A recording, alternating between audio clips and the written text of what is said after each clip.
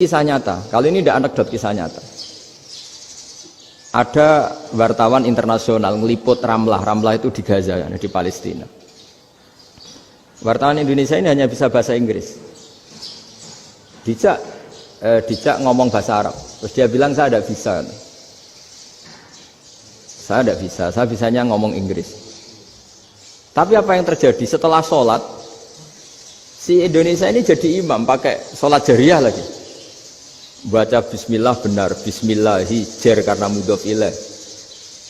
Terus ketika iktidal ya benar, Rabbana lakal hamdu mil'us samawati wa mil'ul ardi benar. Ketika tahiyat ya benar, at-tahiyatul mubarakatuh sholawat.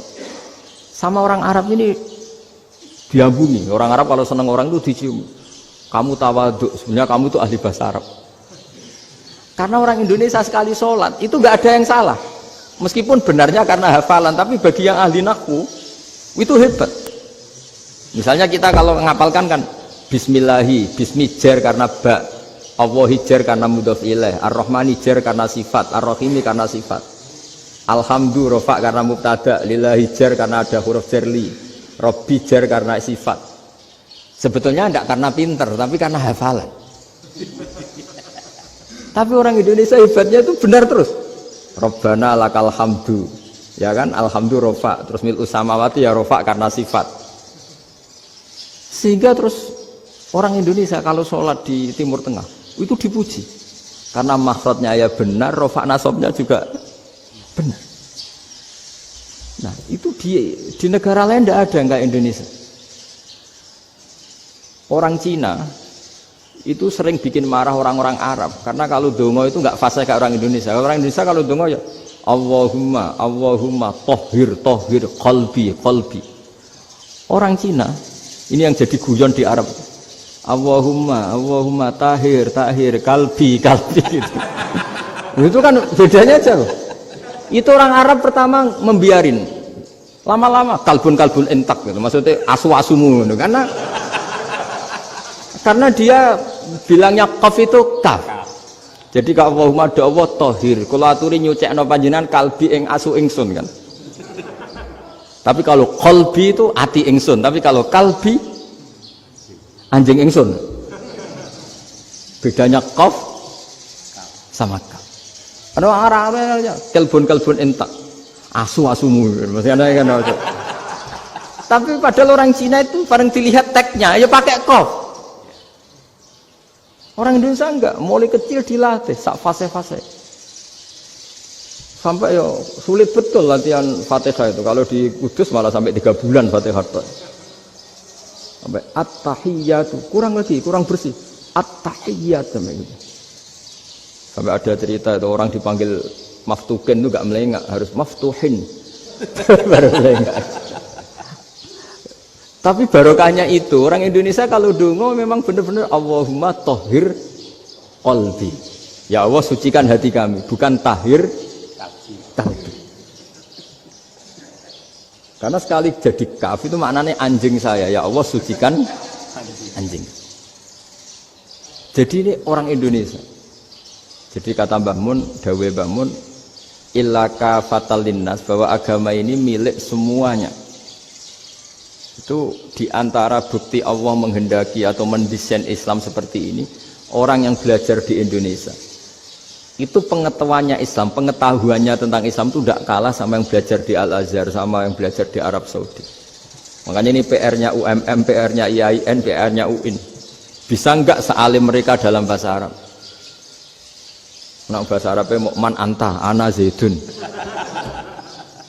Jangan sampai, karena kita di sana ini kadang dibully. Orang Arab tuh kalau bully kita, sampai tak kasih cerita. Itu ngawurnya Masya Allah. Kata dia, ada anak orang Indonesia haji. Si anaknya orang Indonesia yang dijotos sama anaknya orang Arab. Dijotos, dipukul. Singkat cerita terus si orang Indonesia nggak terima, anaknya yang orang Arab dipukul. Yang balas bapaknya. Orang Arab tanya, lima ada dorobta ibni, kenapa kamu mukul anak saya? Itu orang Indonesia bahasa, wah aku dihadah. Jadi hanya bilang gitu. Artinya anak saya dihadah ya maka tak ada. Bahasa Arabnya gitu. Anak saya dipukul maka saya balas mukul.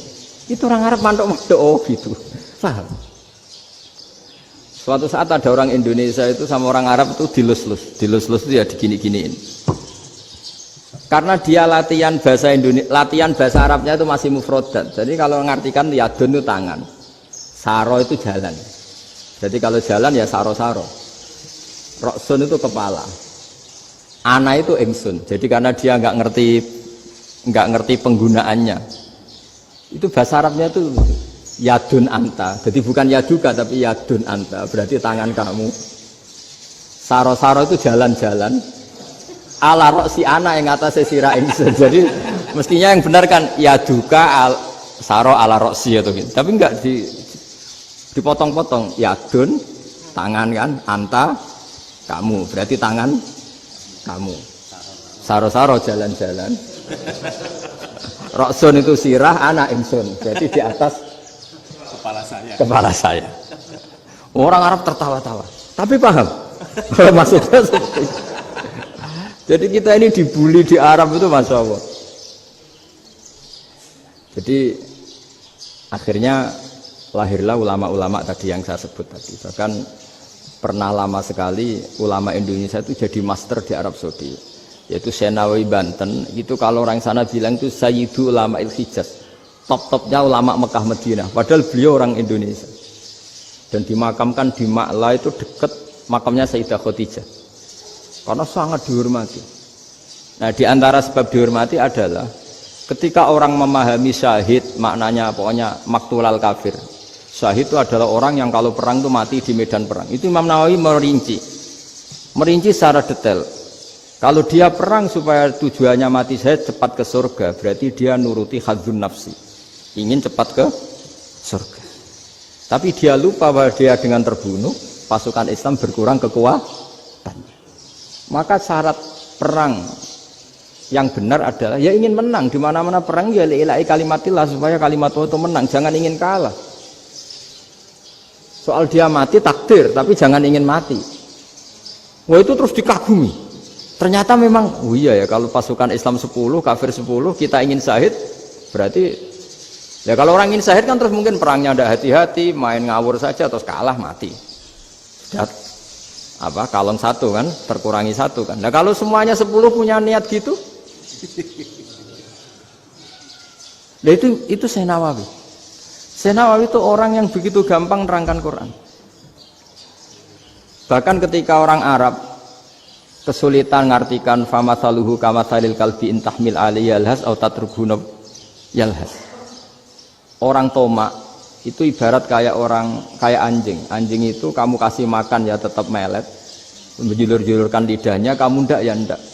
Imam Nawawi ditanya, ma wajhusibi, lalu wajah tasbihnya di mana? Beliau menjawab fitoma. Jadi anjing punya dua sifat yang berlawanan. Di bab ilmu dipuji, nggak ada hewan yang mudah menerima ilmu kayak apa? Anjing. Sehingga Quran mengistilahkan wa ma 'allamtum minal jawarihi mukallibin. Hewan yang mudah diajari itu oleh Quran dibahasakan sudah menganjing. Karena anjing adalah hewan yang paling mudah apa? Diajarin. Itu diakui oleh Quran. Wa ma 'allamtum minal jawarihi mukallibin. Tapi dia punya sifat yang sangat buruk sekali, yaitu enggak pernah puas. Makanya ketika Bal'am bin Ba'ura, ada tokoh yang kedonyan ya. Itu kalau diistilahkan Quran walakinnahu akhlada ilal ardi wattaba'a hawa. Famasaluhu kamasalil kalbi intahmil aliyal has atau tatrukhu yalhas. Jadi anjing punya dua sifat yang berlawanan. Di bab ilmu dipuji karena paling mudah diajarin. Itu saya pernah ke Malaysia, diceritain sama polisi Malaysia. Anjing itu saking cerdasnya itu bisa deteksi CD palsu sama CD bajakan, asli sama bajakan. Itu kan gak kebayang. Kalau narkoba mungkin masih ada bau khusus ya. Atau mesiu atau bom masih ada bau khusus. Ini enggak. Anjing itu dilatih ngecek CD yang asli sama yang palsu. Wah itu kebablas itu pinternya itu. Itu harganya itu 1 miliar lebih. Paling mahal. Jadi mungkin bisa deteksi ini dosen betul apa abal-abal itu bisa. Itu kiai betul apa kiai pesanan itu mungkin bisa. Itu saya punya kitab namanya Al Hayawanul Kubro. Itu cerita prestasi-prestasi hewan. Itu yang berkuras-kuras sampai berjilid-jilid itu ya cerita anjing. Tidak ada hewan sebaik anjing. Di bab itu ya, di bab sampai ya tadi ada anjing yang sangat loyal sama majikannya. Loyalnya masya Allah, sopannya masya Allah. Anjing itu mbok lama berbakti sama sampean, nggak mau tidur di ruang tidurnya sampean, dia tetap tidur di luar. Corong Jawa nggak ngelama. Suatu saat si raja ini minum, wisata minum. Pas mau minum diterjang sama anjingnya sampai tumpah. Kecewanya raja ini itu karena selama ini anjingnya sopan sekali. Sekedar ganggu di ruangannya nggak pernah, malah ini mau minum, minuman yang disukai diterjang anjingnya tumpah. Marah kan anjingnya di mana? Ternyata apa? Minuman itu anjing ini tahu kalau minuman itu beracun, diracuni oleh musuhnya.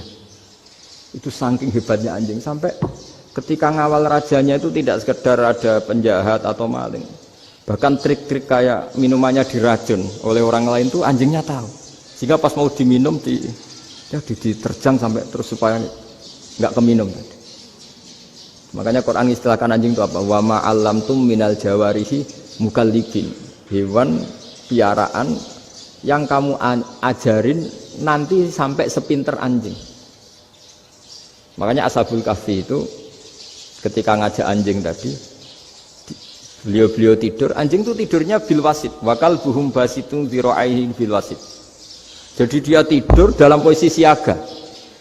Loh coba, anjing itu nggak pernah sekolah, karena dia posisi menjaga, tidurnya itu kayak siaga gini, bukan ngorok semadep ke atas terlentang, itu enggak.